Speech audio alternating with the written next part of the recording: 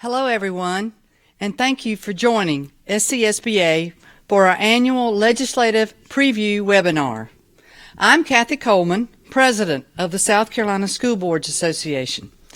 SCSBA is pleased to offer this annual webinar as a unique learning opportunity for our valued members. So during the next 45 minutes or so, the Association's legislative team will discuss education issues that will likely be in front of the South Carolina General Assembly in 2017. Now, the purpose of this webinar is simple.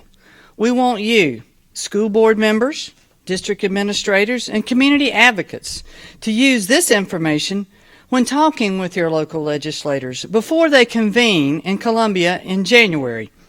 We also hope you will share these issues with your staff, parents, and community leaders in your districts and recruit them as advocates for public education. Now, the handout for this webinar was emailed to everyone and is available at scsba.org. The handout includes a summary of the issues and talking points as well as general webinar information. We invite you during the webinar to submit any questions or comments by typing them into the chat box shown on the screen. So let's get started by introducing today's presenters. Debbie Elmore, our Director of Governmental Relations and Communications, our Executive Director, Scott Price, and also monitoring the questions and comments is Becky Beam, Communications Manager. And again, please don't hesitate to submit your questions and comments at any point during the webinar. Thank you again for joining us. Thank you, President Coleman. And I'd like to welcome everybody this afternoon to our 2016 Fall Legislative Preview. I am Scott Price, Executive Director for the School Boards Association. First year of a two-year session with the General Assembly when they begin in January 2017. And we already know a lot of the issues that are going to be discussed this year. We're going to cover some of these today. And kind of our annual prediction that we make every year for what's going to happen at the legislature. And quite honestly, and I'm going to brag a little bit, we've been pretty spot on in previous years and what we kind of talk about in terms of the issues. But I want to underscore something that President Coleman said in her opening comments. Please use this information to meet with your legislators, talk to them about education issues. Take what we have. Debbie's done a wonderful job, and Becky have done a wonderful job of putting together a very good handout that you can use. You can tailor it, fill it in with information that's related specifically to your district, and meet with your legislative delegation members. And, following the election and leading up to the General Assembly, again in January, is the perfect time to do that. Ask them to come into your board meetings and give them 10 minutes on the agenda to talk to you about what they see are some of the issues coming up legislatively. Making those connections is very important and very significant. So again, thank you for joining us today, and I'm going to turn it over to Debbie to talk about some of the major issues. Okay, thank you, Scott, and thank you for joining us, and we hope that this is a good time of the day to have kind of a lunch and learn kind of event here. So we hope that we are going to be able to provide you good information so that, again, as Scott said, you can be talking with your legislators. Okay, we know that many of you do hold meetings in November and December with your local legislative delegation, and that's a great opportunity to talk with your legislators before they get to Columbia and get busy and become more difficult to get in touch with. It's a great way too to develop those relationships. So if your school board does not have these meetings, we would strongly recommend that you try to do that. It's actually a great opportunity to have some dialogue and very important and very worthwhile. Okay, so we have a lot of issues covered, and if you've gotten the handout and looked at it, you can see that there are many issues that we're probably going to be looking at. We could have put some more on there, but we thought we would just stick to the main issues here.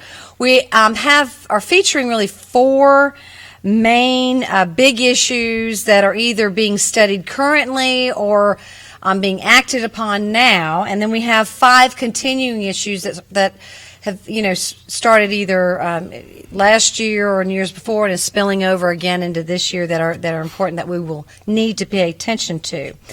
We also have a limited amount of time, so again, I think what we're going to try to accomplish in this limited time is just to hit the high points and refer you to the handout where you can get a little bit more detailed information, just because we don't have that. And again, we encourage you to submit any questions and comments, and we'll just take those along as we go. So really do want to do that. So let's start with the first issue that we have, which is going to be really large. Yes, I'm going to apologize here. I was supposed to be moving these slides, and I haven't done that, is the new state federal accountability system. Right now, the State Department of Education and the South Carolina Education Oversight Committee has been working through the summer and the fall developing a plan to meet the requirements of a new federal law, and the EOC has been charged by the State General Assembly to develop one accountability system. The federal plan is the result of the passage of the ESSA, Every Student Succeeds Act, which is the replacement for No Child Left Behind and part of the Elementary Secondary Education Act of 1965, the federal act. The passage of ESSA was actually in December of 2015, and work immediately began at the Department of Education because the department is actually charged with developing the plan that's then submitted to the federal government. ESSA is actually is a huge, omnibus bill or comprehensive, broad bill. I mean, it's not just Title I. It goes from Title I to Title IX. There's a whole lot of sections in that, but the section that we're going to really focus in on is Title I, which deals with accountability. ESSA actually eliminated a lot of things that were No Child Left Behind, but it maintained a lot of the things in No Child Left Behind. The biggest change that was made was the elimination of the Adequate Yearly Progress, or AYP, which was the annual grade of whether or not schools made progress every year, and it was an all or nothing kind of system. That was eliminated. In fact, the ESSA did not require states do any kind of ratings. I mean, if that's a choice of the state, but they are not requiring any kind of summative or growth rating that's reported annually. Now, you have to have a matrix of some kind in order to be able to identify, and I'm going to talk about this in a minute, in order to be able to identify top performing and lower performing schools. But in terms of an annual rating or for schools and district, that is actually not required in there.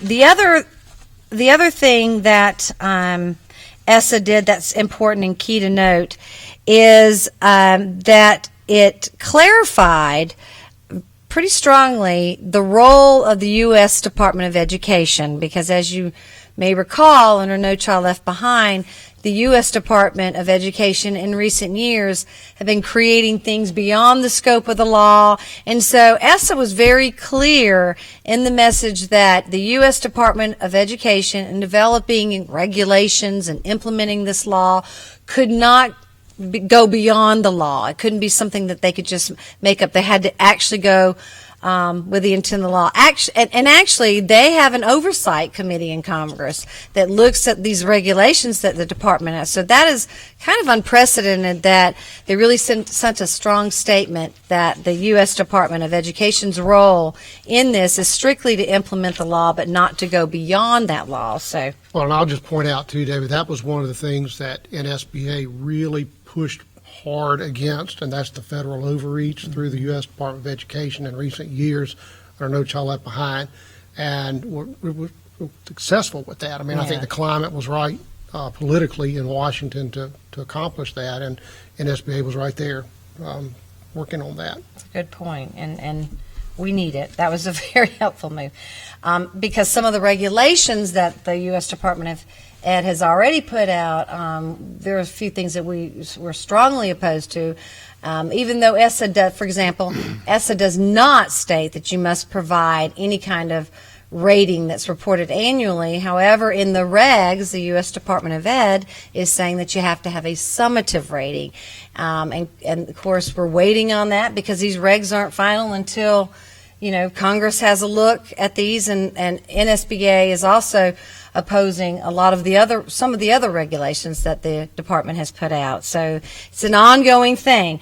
But some of the things that ESSA did maintain in No Child Left Behind includes the standards. They left in the standards. They left in annual testing of students. Now, the annual testing is only in math, English, language arts, and reading, and science in one grade in elementary, and one grade in middle, and one grade in high school. So there is no requirement for social studies. They also left in the 95% testing of students requirement. And they kept in the reporting of sub-performance of students in subgroups and identifying low-performing schools. Now, while they kept all those things in there, the biggest thing that they did was they said, but we're not going to tell you how you're going to use this how this 95% testing requirement is to be used. We're not going to tell you what your standards are going to be. We're not going to tell you what tests to use. That's all up to the state and local government. So that's a huge difference. The other key component, and I'm trying to move along quickly here. Sorry about that. I feel like this is a big issue. ESSA does give more options on, again, how we actually implement that law. So if you look in your handout, you will see a table, kind of a checklist there. All of the things that they are requiring in terms of how we're going to determine if a school is low performing or high performing, that's in that table.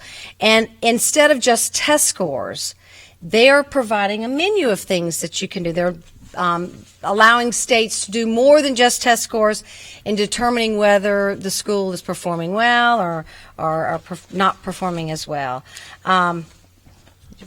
Well, I was going to say in the remaining few minutes that we have on this topic, can you kind of summarize what we should be looking for legislatively here in South Carolina, what they're going to be hearing from you about as the General Assembly progresses and these issues come up in the General Assembly? Yes. Thank you, Scott. I appreciate it. Get me on track here.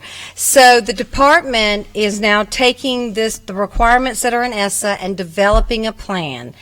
Meanwhile, again, as I stated earlier, the EOC is also developing a plan because they were charged by the General Assembly to come up with one plan. So we have two groups that are working, and the issues that are going to come before the General Assembly is when the EOC finally makes its recommendations, if there are any recommendations that either we don't support or that the State Department doesn't support, they're going to have to address that.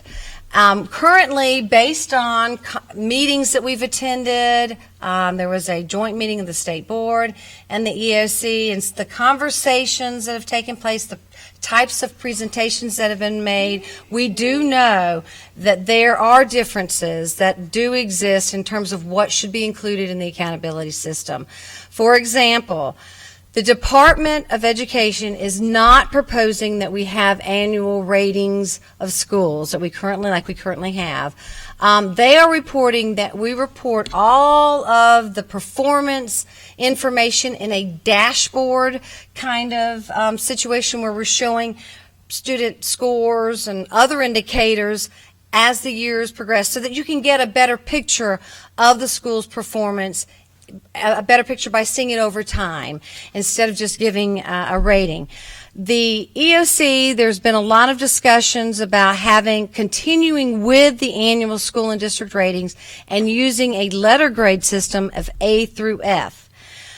There's also a working group of superintendents that are also developing a plan to implement the accountability system, and they are looking at still maintaining ratings, but using alternative level 1, level 2, meets expectations. I mean, those types of things.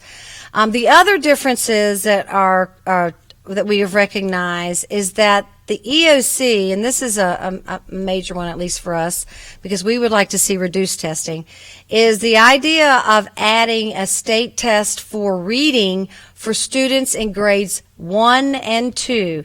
A lot of districts currently test students in grades 1 and 2 in reading at the local level. There's no state funding for that. Some local districts have purchased testing for that, but those tests are really used to assess instruction in terms of how a student is progressing and if instructional methods or programs need to be changed.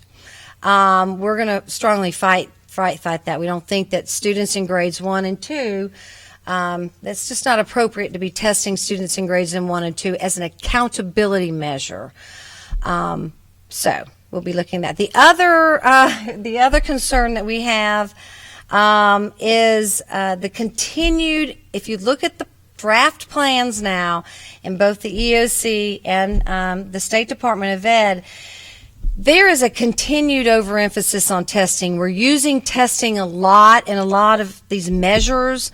And again, ESSA is saying you can use other indicators. You could use things such as attendance. You could use things such as GPA if you wanted. It's up to the state on what they use, but the issue, I think, for the department and at the state level, they're looking at what are things that we collect that we can easily report out and be able to use.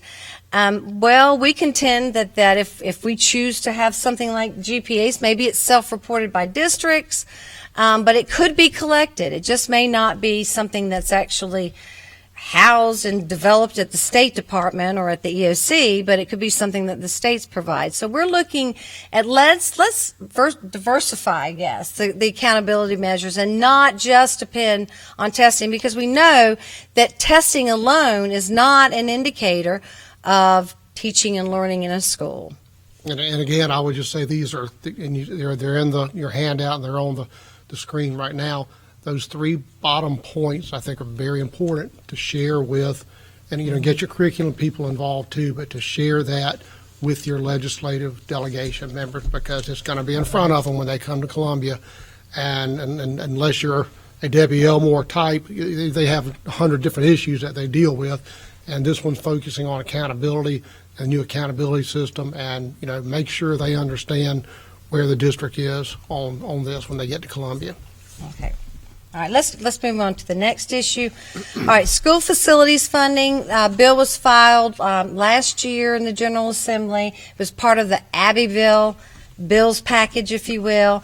That particular bill was changed. It would have provided grants, funding for construction of schools, but it would be something that the districts would borrow at a low interest. It could have been things like that. And that bill was changed drastically towards the end of the legislative session and ultimately did not actually pass the Senate committee because it was a larger bill and it had a lot more, it was a lot of changes. So it just did not pass.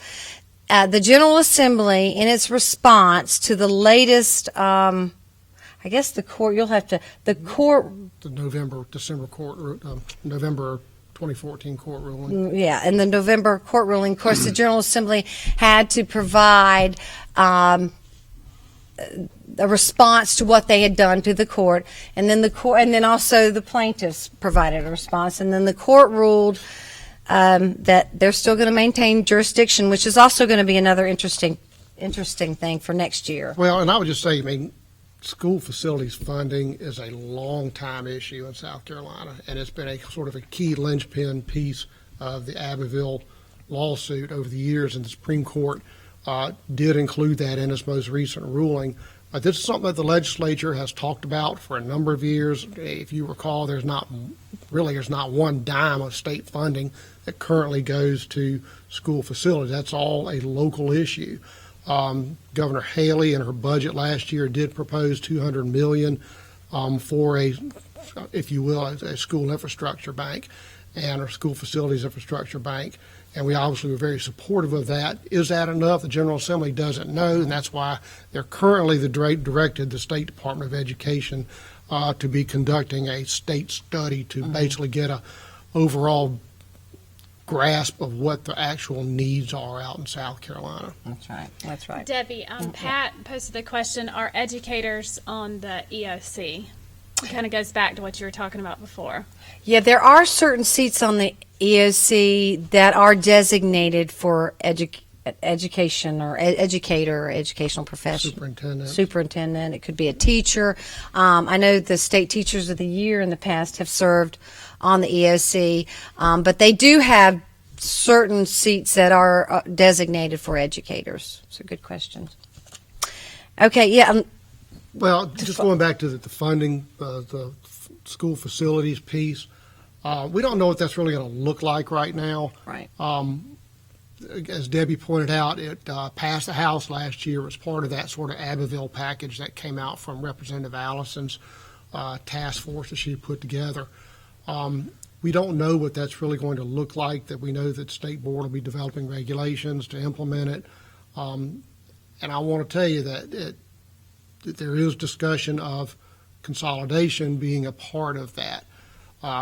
Probably not mandated consolidation, but consolidation in terms of either district consolidation or school consolidation or even services consolidation between districts, and that might be part of an incentive package that maybe is included in this bill or in a separate piece. Right. In the bill that was sitting in Senate committee for action last year, the one that had changed, it did transfer a lot of the authority to the State Department of Ed actually to come up with a priority list, the schools in greatest of needs of facility or had greatest facility needs, and then that list would be presented annually to the General Assembly to determine in funding. There are it does give priority to districts in the Abbeville lawsuit. Now, whether or not that same bill is filed again, we'll have to see, but it likely will be. I think it had a lot of support in the House, and it's not that the Senate would not support it, it's just that it was changed drastically so late in the session, and there was just not going to be enough time really to really vet that bill and to go through all the details. But we are watching for that. Of course, we do support providing funding, state funding. There needs to be some sort of state assistance for school districts that have very low property tax base. They just don't have the ability to raise the revenue necessary to construct new schools, to address tremendous renovation needs in those schools. The other issue that, if you're talking to your legislators, that's really important, and Molly Spearman has said this, that it's going to take more than just giving state funds to build a school building. You're going to have some ongoing maintenance funding because, you have some big ticket items like air conditioning units and things that do cost a lot of money that, again, districts in low property tax base, it's just not an easy thing for them to do. And if we're going to build new facilities, we want to be able to maintain them. So there needs to be some component of funds for helping to maintain schools. Debbie, before you move on, we had another question from Tanya of if parents and community members are on the EOC as well. Well, there's not a specific designation of parent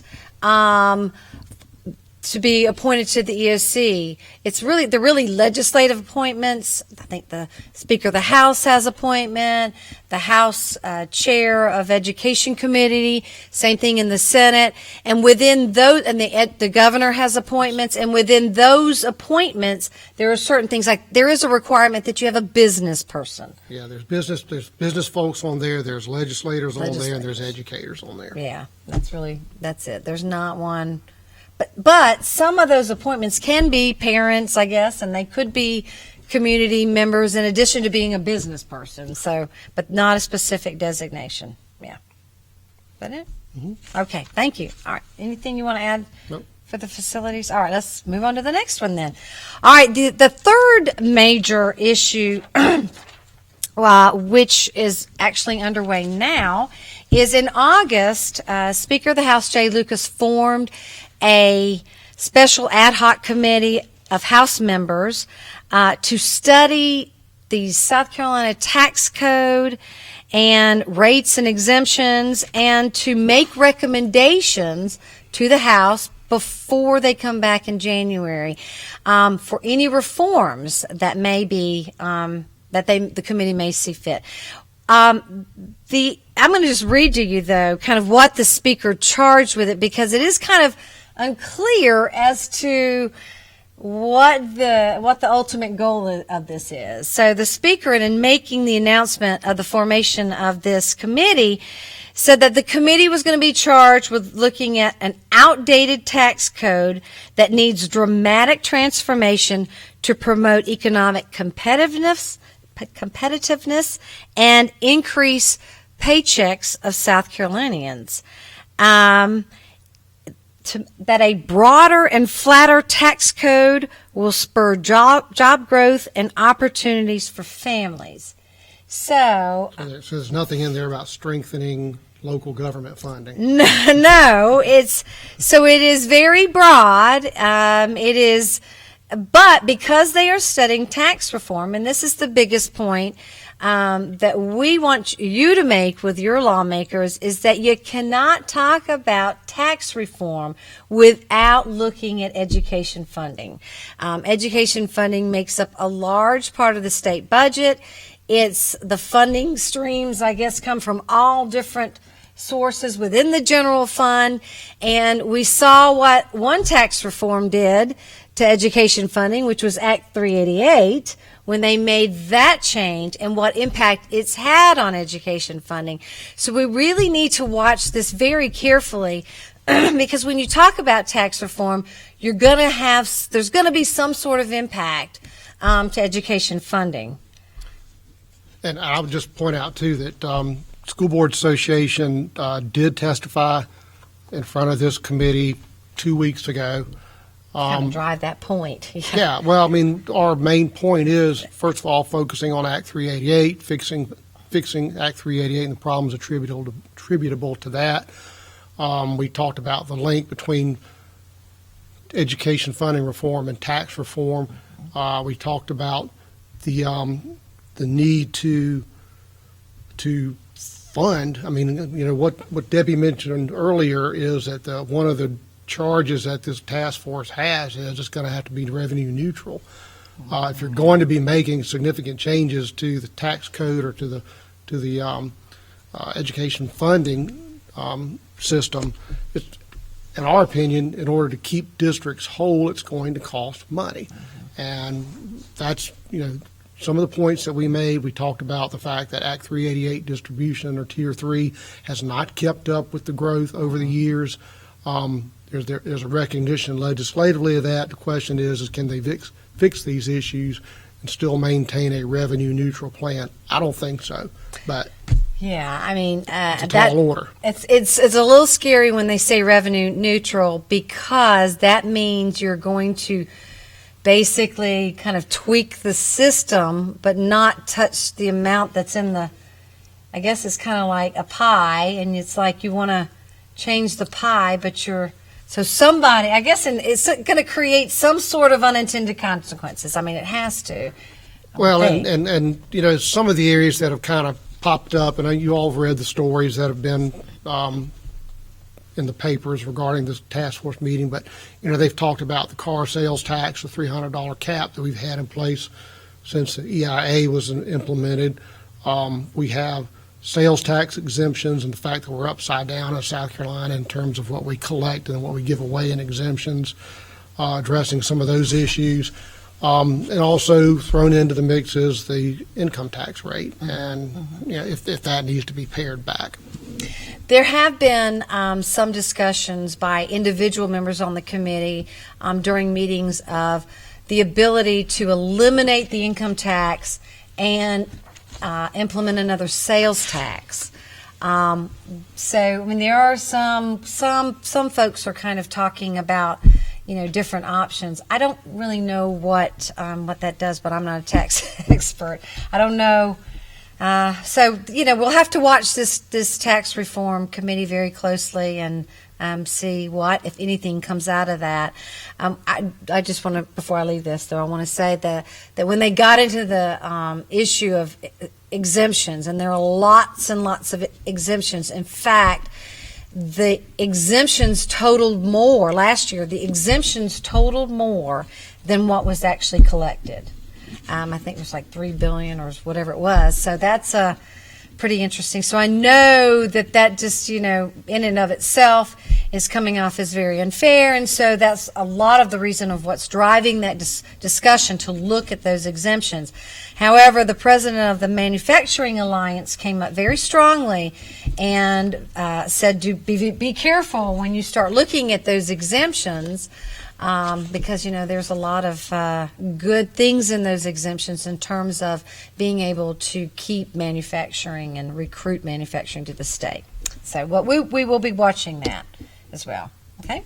All right. So the fourth major issue is the crisis, or the looming crisis within the state pension fund, the retirement fund. Now, this is important to schools because of really two reasons, or several reasons, but two main ones.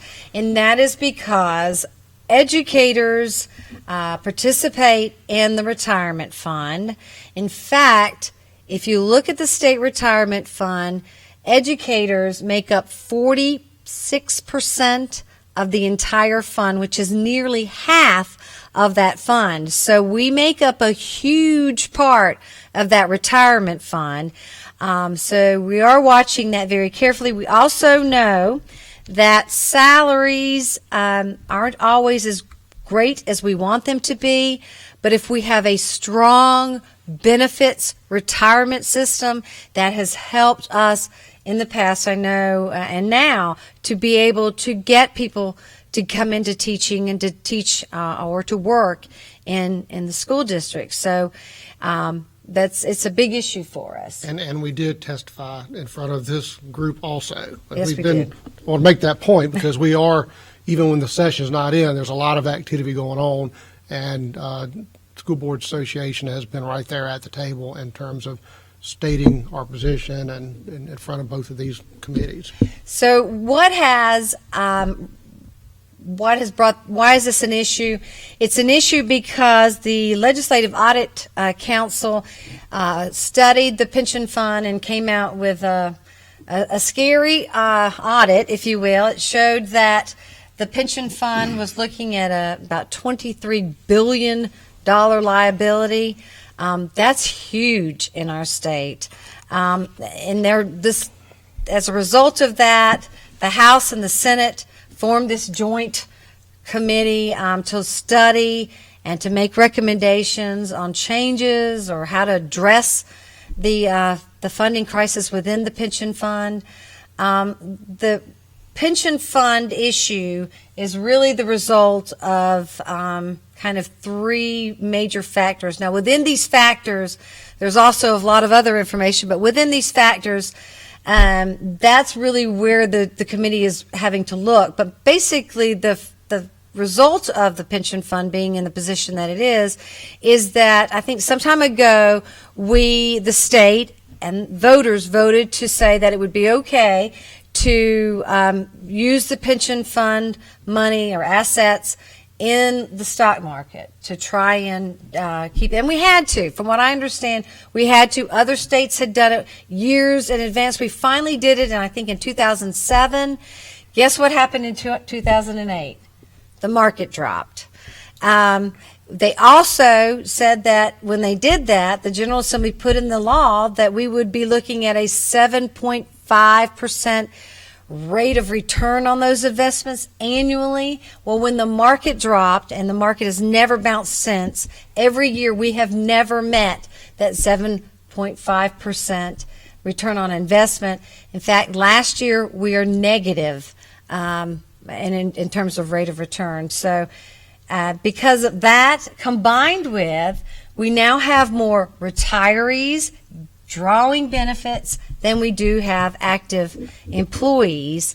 And the third component to that is we've had legislative changes throughout the year, such as having a Terry program and then eliminating it, allowing for cost of living increases for those retiring, and then at different percentages when there was not necessarily the return on investments to provide that COLA or that cost of living increases. And there were some other changes in terms of retirement benefits for certain, I think the legislatures and stuff. So there's just changes in legislative changes in the past year. So all of those they're looking at. So what are the options that are on the table that they are looking at? Right now, South Carolina has a defined benefits program. It means that there's certain benefits that are promised to employees once they retire, and they are given that. And so a defined benefits program is different from a defined contribution program, which is the option, another option that is on the table of moving from the defined benefits to a contribution. And a defined contribution system is similar to a 401k. You put in money, the state puts in money or matches it, kind of a system. There's also some states that have a hybrid. They have some defined benefits along with defined contributions as well. So they're looking at all of those options. They're also looking at doing something on the investment side in terms of whether we need to be looking at a 7.5% return on investment. Should we do more to diversify? Should we pull back the amount of assets in the fund that can be in the stock market, if you will? So a lot of options on the table. Again, we remain very concerned about what options we prefer and support a defined benefits program, because that is very lucrative in helping to recruit teaching. And as you know, we are facing a teacher shortage crisis in this state as well as nationally. And so we need to remain competitive. And if we don't have a very strong pension benefits program, it's going to be difficult for us. Well, and you mentioned something in our previous discussion about this, Debbie, that like of the entire pension program, it's like 54% or some more than half amount is attributable to school districts.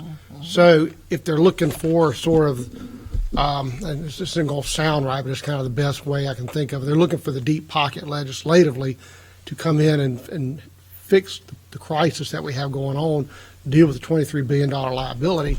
One of the things that we're very concerned about and testified about to this committee is, don't fix this on the backs of employers, the school districts, or the employees. Right. And that would be the teachers and administrators. And because again, it's right now the pension fund that we do have is a significant incentive to getting folks into the districts, and they're just very concerned about them shifting the cost more to the local level. Yeah, I mean the employee contribution and the employer contribution has gone up every year, and if they do not address this, I mean, we're looking at more increases for years to come. So they have to address that, and we cannot, as Scott said, we cannot continue to do it on the backs of employees and employers, the school districts. The school districts have really really taken on major increases in the last 5 years at least. So we are looking at that. So that's a big issue. Those really are the main 4 issues. I know we've gone through them very quickly, but please, again, I refer you to look at the handout so that you can learn a little bit more about these issues, because we really can't get into a whole lot of details. So no more questions on that? Okay, well, we're going to just now move on to just kind of the issues that you all know about, because we've had them for years, but they're going to return. So in addition to the pension fund, which I just mentioned, you're looking at about a $23 billion liability to the state. We have to do something with roads and infrastructure needs again in the state. That has been estimated to be about $42 billion. So when you look at just the pension fund and the roads, the General Assembly has really got a huge task when they come back in 2017. So the road and infrastructure needs, last year, you may recall that they did pass kind of a stopgap measure where they could generate about, I think it was $2 billion to do some immediate needs. They did not, thank goodness, use the Senate's original plan, which was to take funding out of the general fund. The bill actually was changed to leverage, motor vehicle fees and some other fees to then borrow money, which would equate to about $2 billion. And again, that's only going to just kind of touch the surface, if you will, but it was something to get started. So that means, however, that now when they come back in January, they're going to have to take up this issue again and have to figure out a way to have some long-term funding, some stable funding, some consistent funding to address the road and infrastructure needs. And, that $2 billion that they were able to get and work out last year, that was before Hurricane Matthew. Mm-hmm. So, not sure what other needs that we're looking at in terms of the damage that was done as a result of Hurricane Matthew. So, again, the General Assembly is looking at some really big ticket items, if you will. And again, our chief concern, I think, if I may, overall is don't dip into the general fund to address the road and infrastructure need, because those are ongoing matters, and you're only looking at, from what I understand, some $400 million in additional monies to spend in the next year, from what the state's economist is saying, and you just don't have the capacity currently in the budget with the revenue stream. You don't have the capacity to deal with these issues and all of the issues that are out there, not in the current budget. There are those. I know Dr. Miley, a good friend of ours in Richland too, argues that the capacity is there, but it's going to take political actions, whether it's a gas tax or whatever, or fixing the sales tax exemptions that we have in South Carolina.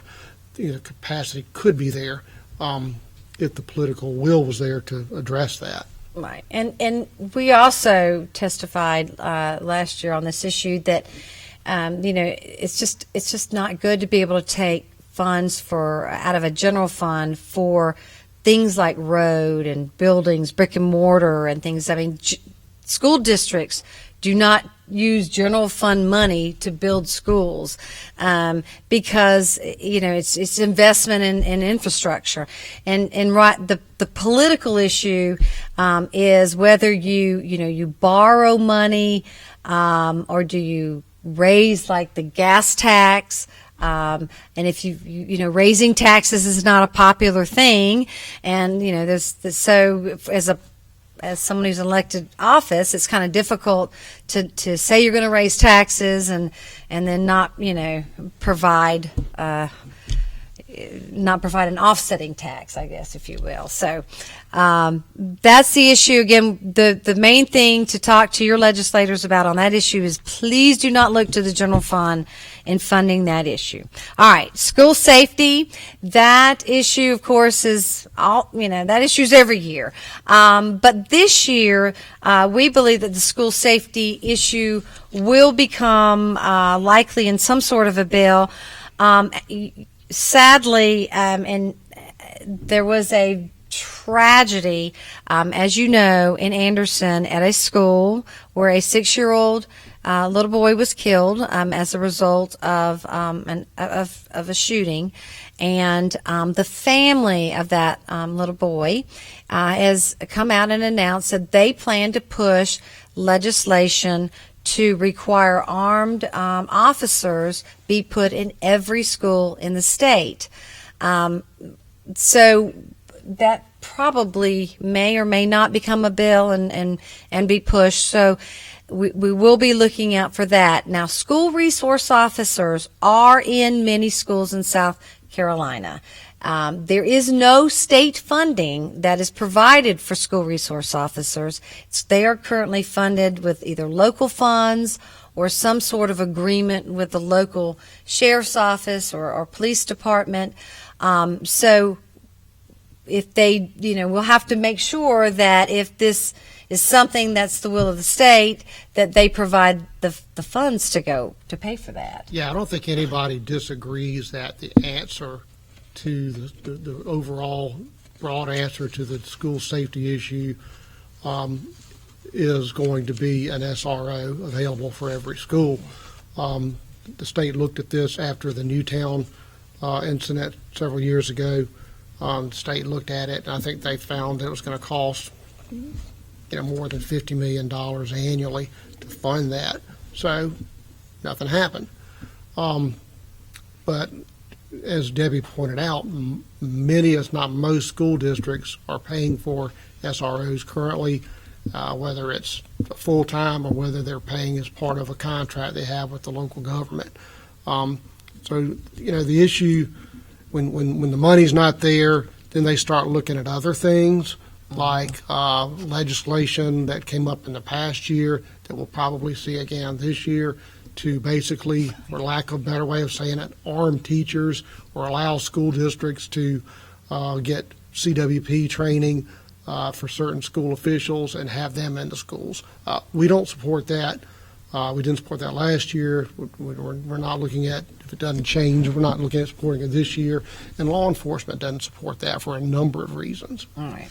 Well, and another component of the school resource officers, right, in terms of it becoming a legislative issue, we also have some changes to some state regulations in terms of the role and responsibility of school resource officers. And that's going to be coming out of the state board and then going to the General Assembly. So it's going to be on the radar screen in terms of what we do. And I know that this was just a terrible incident, and so we're going to be looking at that. All right. So the third kind of continuing issue is the good old school start date. You may recall that we had a school start date bill last year. It was drastically changed to become more of a state testing bill, because really that's all it did was to change that to the testing bill, change the testing to be the last 2 weeks of the school year.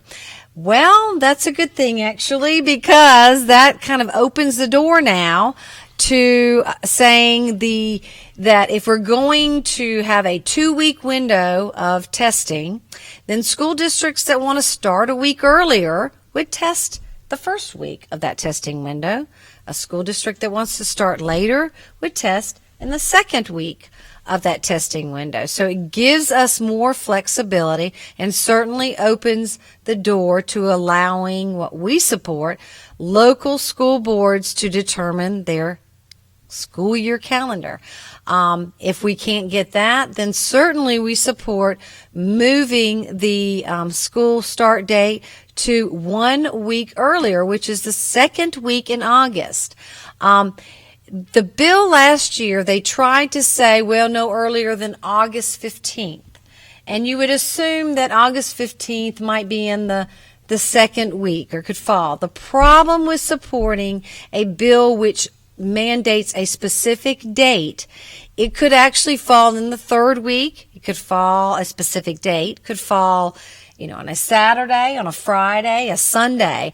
So I just want to clarify that, because some people were asking, well, why would we not support August the 15th, because that would be in the second week, and wouldn't that be something we want? No, well, not necessarily, because there's just so many changes in the calendar. So we really are going to try to fight hard again this year to see if we can't get that. So please be talking to your legislators now about giving school boards that flexibility of determining their own school start date.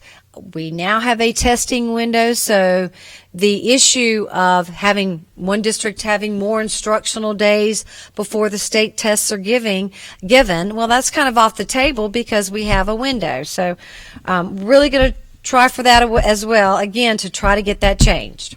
Debbie, we have a comment from Eva. It says, August is such a hot month as a help for us for our kids who are on buses with no air conditioning. Well, that's why we want to give that flexibility to the districts, I guess, is what we're saying is we don't want to set the school start date. We want districts to be able to do that. So if a district thinks that it might be too hot in August, then you might start later. If a district wants to start earlier, they can. So that's really the point of trying to get this changed, is that so that you'll have that flexibility. Well, I think flexibility is the main thing, but also, September in Columbia, South Carolina can be pretty hot, hot too. So it's I'm not sure the later, you're moving it later into Labor Day or whatever. But again, that should be your decision locally. That's where we are on that. Whether you feel it's hotter or not in August, that should be your decision on when you start. Yeah, and Joseph in Beaufort County said the second Monday in August sure would have helped this year with Matthew. I hope it doesn't have a firm date. Thank Good you. point. That is a very good point, and you're absolutely right. Absolutely right. Thank you. Okay. All right, we're going the third issue is the teacher shortage issue, which we talked about really when we talked about the pension plan system. I cannot talk for some reason today. But we are looking at a crisis with teachers. Again, nationally, every state is doing that. You can kind of Google it and see that you have some states that are implementing signing bonuses, I guess. They're doing all kinds of things. They're starting to do that. We can look for the General Assembly to possibly do something with this issue next year. You may recall that last year a bill was passed to do a survey of college students to see if they've ever considered to teach, and not just to teach, but also to teach in rural, high poverty districts. And if not, what would it take to get them to consider teaching or to teach in high poverty rural districts? So that the survey results are due in, I think it's in December. That'll go before the General Assembly. So that'll be interesting too. I think that the survey results will be really, really interesting. So that issue will be on the table. It'll be something that if they don't address next year, they certainly are going to have to do something in the next several years, because we are looking at major shortages, especially in critical areas, subject areas like math and science, biology, calculus, things like that. So we're really going to have to address that. I'm not going to spend a lot of time on this issue. The tuition tax credit voucher expansion possibility. Last year, major changes were made to this program. It is still operating on a budget proviso. It is not in permanent law, but they are probably going to be coming back asking to expand it. Right now, it's still at $12 million statewide of what can be claimed out of what should be in the general fund and is not in the general fund is $12 million. And looking at that, it's now a program that's actually kind of operated somewhat out of the Department of Revenue, but by a separate board. Well, and I would just say, if you look at the progression over the years, yes, it's still in proviso form. That did allow us to go in there and make some good changes to make it more, strengthen the accountability provision. If you look at the progression, it started at $8 million, then it was expanded to $12 million. Proponents came in last year and testified that it needed to be at $25 million. Yes. So again, it's not going away, no. And we're keeping a close eye on this, and we'll keep you all informed as to what we hear in terms of proposed changes to this program. There's one more question. The problem is not with the starting date where the buses are concerned, but not having air conditioning on them and keeping them on the roads longer. Is there a mileage when buses come off the road and when they're replaced? Oh, wow. Don't know the answer to that. I don't know. I don't know if there are mileage cap limits or whatever on when a bus goes out of service. It's a good question. I don't know. There's a lot of old buses out there. Yeah. Okay. Any other issues? No. I know other than just to thank you, everyone who is sitting through this. It's a lot of information. I appreciate certainly your service and appreciate your advocacy, appreciate you talking to your legislators. And again, really, it's a great idea if you can to meet with your delegation as a board between now and January and really bring these issues up. I mean, they'll appreciate it. You'll at least get your issues out, and I think it's a win-win. And again, thank you for sitting through this. This is a lot of information, Scott. Yeah, and I would just like to thank everybody also for being here. Remember, less than 2 weeks from today is elections, and we just want everybody to get out and vote. Please support pro-public education candidates, locally, nationally. Again, the important thing is that you do participate in the election process and get out and vote. Keep an eye on, we will be keeping an eye on bills that are pre-filed over the legislature. That I mentioned early in opening comments, it's the first year of a 2-year session, so bills that didn't pass last year died. They will start doing pre-files, I believe, in end of November in the House and the Senate, and probably into December, and we'll keep you all posted on that. The other thing I mentioned, too, is School Board Association platform is available in your delegate assembly book. That it was mailed to you all, or emailed, to all school board members, superintendents, and is posted on our website, and that was mailed on October 3rd. So if you didn't get it, it's on our website, and that includes our position statements as well as legislative priorities that we're going to be pushing for the next year. Okay. Okay. All right. We're going to turn over to Kathy. Thank you very much, and thank you again to our team for providing very timely information. We do appreciate you participating, and we hope you found this webinar helpful in preparing for 2017. I'm sure that if you have other questions that Debbie Elmore would appreciate your email. And I also want to remind you that they do provide timely legislative updates all during the session that you can receive by email from the association. I have a few housekeeping details to pass along. Board members who viewed this webinar and you want credit in a Boardsmanship Institute, please notify your board secretary. Board secretaries are asked to email the names of participating board members to Sandy Pool by Friday, November the 11th. Also, this webinar has been recorded and it will be available tomorrow at scsba.org. And finally, we look forward to seeing everyone at our Legislative Advocacy Conference set for December the 2nd through the 4th at Sonesta Hotel on Hilton Head Island. And during that conference, we will hold our annual delegate assembly to elect officers and vote on our association's legislative platform. Thank you again for participating today, and we hope you have a great afternoon.